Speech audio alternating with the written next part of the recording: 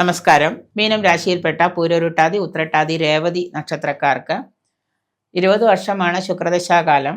മീനം രാശിയിൽപ്പെട്ട ഉത്രട്ടാതി നക്ഷത്രക്കാർക്കൊക്കെ ആണെങ്കിൽ കേതു കഴിഞ്ഞ ശുക്രൻ 20 വർഷമാണ്. 20 വർഷത്തെ ശുക്രൻ നല്ല അടിപൊളിയാണെന്നൊക്കെ വിചാരിച്ചിരിക്കും. പക്ഷെ ഒരു കാര്യവും നേട്ടത്തിൽ നടക്കാറില്ല. ആ കാലം നിങ്ങൾക്ക് വളരെ അശുഭകരമായിരിക്കും. 20 വർഷത്തെ ശുക്രദശാകാലം എന്നൊക്കെ പറയുമ്പോൾ അതിന് നിങ്ങളെ ജന്മനക്ഷത്രം തോറും ശുക്രപൂജ നടത്തുക. പക്കപ്പിറന്നാളുകളിൽ വിഷ്ണു പൂജ, ഭാഗ്യസൂക്തം ഇതൊക്കെ നിരന്തരമായിട്ട് നടത്തുന്നത് ഈ ശുക്രദശാകാലത്തെ ദോഷങ്ങൾ ഒഴിവാക്കാനായിട്ട് നല്ലതാണ്. കന്യകമാര്, വിവാഹം കഴിയാത്ത കന്യകമാര്, ഈ രാശിയിൽപ്പെട്ട കന്യകമാര് വിവാഹ ലബ്ധിക്ക് വേണ്ടിയിട്ട് ഭാഗവതത്തിലെ രുക്മിണി സ്വയംവരം ഉണ്ട്. ഭാഗവതത്തിലെ രുക്മിണി സ്വയംവരം നിരന്തരമായിട്ട് പാരായണം ചെയ്യുക.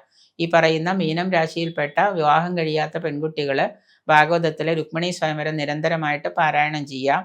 അപ്പം നിങ്ങൾക്ക് ആഗ്രഹിച്ച വിവാഹം ലബ്ധി ഉണ്ടാകുന്നതാണ്.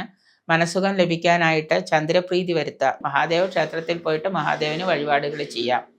ശത്രുദോഷം മാറാനായിട്ട് ആദിത്യ ഹൃദയം ജപിച്ചാൽ മതി. നിങ്ങൾ എല്ലാ ദിവസവും ഉദയസൂര്യനെ നോക്കിയിട്ട് ആദിത്യ ഹൃദയമുണ്ട്, അത് ജപിക്കുക. അത് കാണാതെ പഠിച്ച് അത് ജപിക്കുക. അപ്പം നിങ്ങളുടെ ശത്രുദോഷമൊക്കെ മാറിക്കോളും. അപ്പം ഇങ്ങനെയുള്ള കാര്യങ്ങളൊക്കെ നിരന്തരമായിട്ട് ചെയ്യുന്നത് നിങ്ങളുടെ ദശാകാലത്തിലുള്ള ദോഷങ്ങൾ ഒഴിവാക്കാനും ഇപ്പോഴുള്ള ദോഷങ്ങൾ ഒഴിവാക്കാനും നിരന്തരമായിട്ട് നല്ലതാണ്.